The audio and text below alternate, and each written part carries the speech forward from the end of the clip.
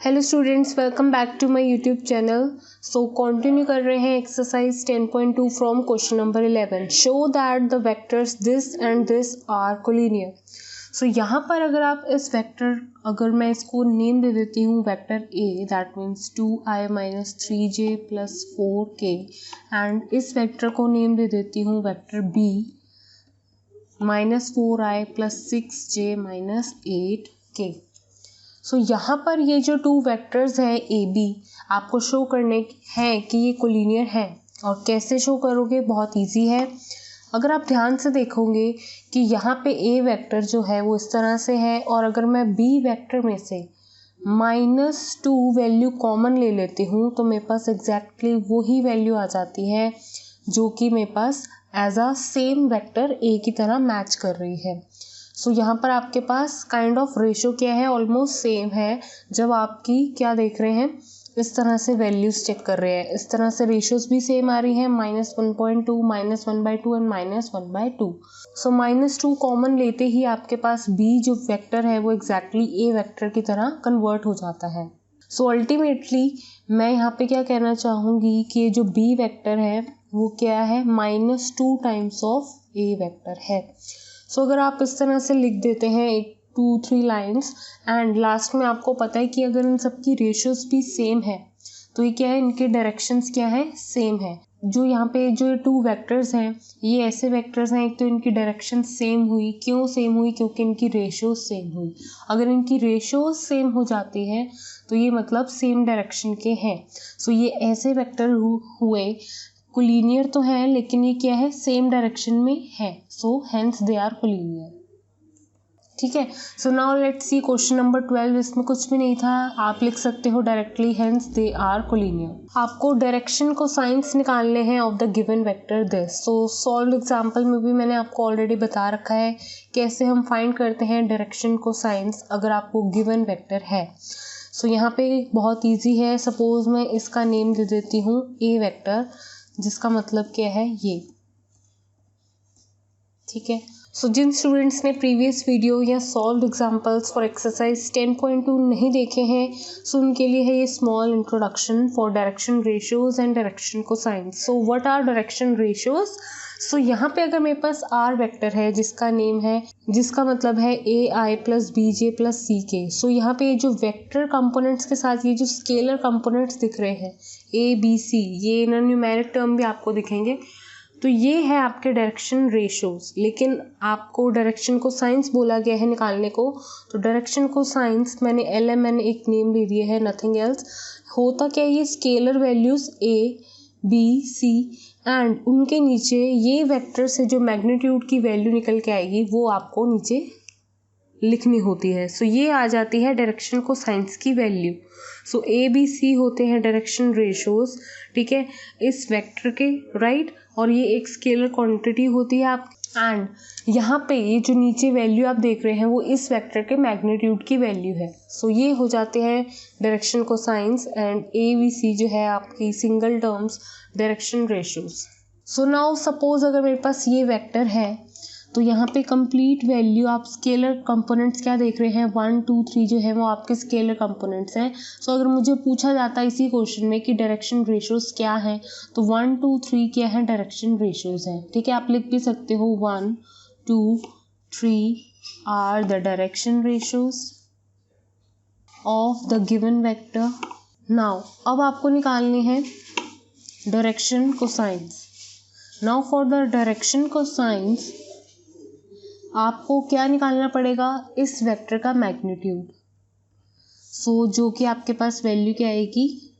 इस तरह से। सो दैट मीन्स 1 4 9। सो √14 आया है आपके पास एज अ मैग्नीट्यूड। ठीक है। सो आपके पास डायरेक्शन कोसाइंस कैसे आती हैं? L M N, जिसका मतलब है यहाँ पे नीचे आपको क्या लिखना होता है? ये जो आपका मैग्नीट्यूड आया है, एंड यहाँ पर ऊपर आपको वैल्यू लिखनी है डायरेक्शन रेशियो। L के आगे ये first scalar component of the given vector, यहाँ पर M के आगे ऊपर यहाँ पर न्यूमरेटर में टू वैल्यू जो कि सेकंड स्केलर कंपोनेंट है of the given vector and same as like this. So L M N जो है आपके वो क्या है, direction cosines.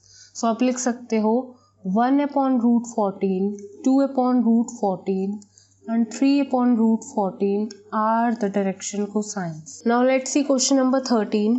So question number 13 में भी अगेन आपको डायरेक्शन कोसाइंस फाइंड आउट करने हैं, लेकिन ऐसे वेक्टर के जिसके आपको सिर्फ स्केलर वैल्यूज दे रखी हैं एंड आपको बता रखा है, डायरेक्शन दे रखी है कि वो वेक्टर क्या होगा, A to B. So that means A जो है आपका वो इनिशियल पॉइंट होगा एंड B जो है आपका वो टर्मिनल पॉइंट रहेगा। सो यहाँ पर आपके पास first of all complete vector A B नहीं दे रखा है, सो इसमें आपको first of all A B vector निकालना पड़ेगा।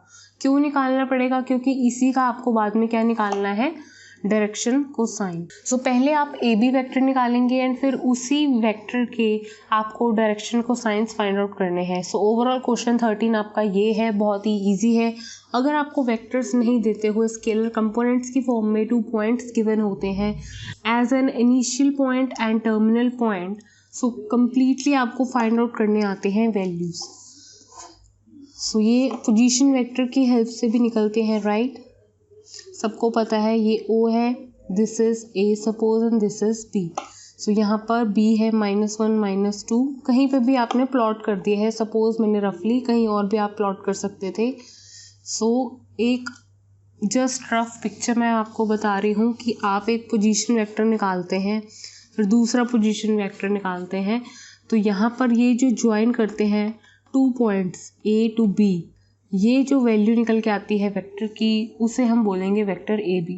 और वो वैल्यू कैसे आती है वेक्टर ए बी की, position vector O B minus position vector O A करने से। क्यों? तब जब ए होगा इनिशियल एंड बी होगा टर्मिनल, तब होगा ये। लेकिन अगर बी होता इनिशियल और ए होता टर्मिनल तो यहाँ पे ओ ए माइनस ओ बी होता, ठीक है?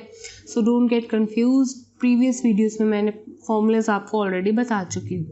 सो पोजीशन वेक्टर ओ बी का मतलब बस यही है कि ये जो पॉइंट है उनको स्केलर के साथ साथ वेक्टर कंपोनेंट की फॉर्म में कंबाइन करके लिखना होता है। That means -i plus -i minus ही है आपके पास j एंड 1k।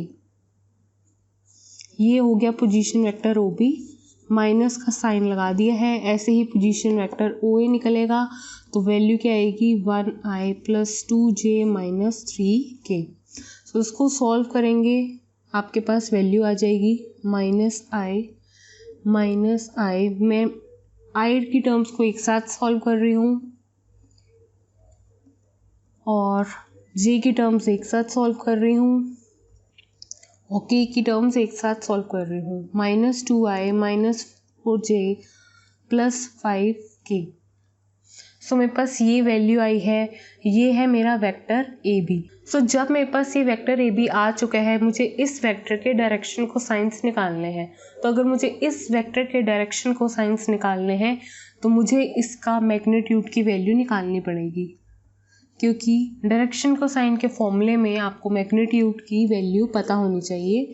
सो यहाँ पर वैल्यू आएगी 4 + 16 + 25, that means, and I am sorry यहाँ पर वैल्यू है 3, क्योंकि यहाँ पे नेगेटिव नेगेटिव क्या होगा, +3। सो यहाँ पे मैंने 4 पहले ही कर दिया इस k के साथ ऐड करके।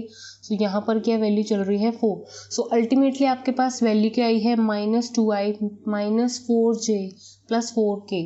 सो जिसका आप क्या करेंगे, जब मैग्नीट्यूड निकालेंगे, क्योंकि मैग्नीट्यूड क्यों निकालना है, डायरेक्शन को साइन निकालने के लिए, राइट? सो 16 + 4 आपके पास 36 आएगा रूट में, जिसका मतलब है 6।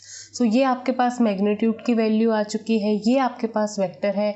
अब इनकी हेल्प से हम क्या निकालने जा रहे हैं, डायरेक्शन को साइंस, जो कि बहुत ईजी है।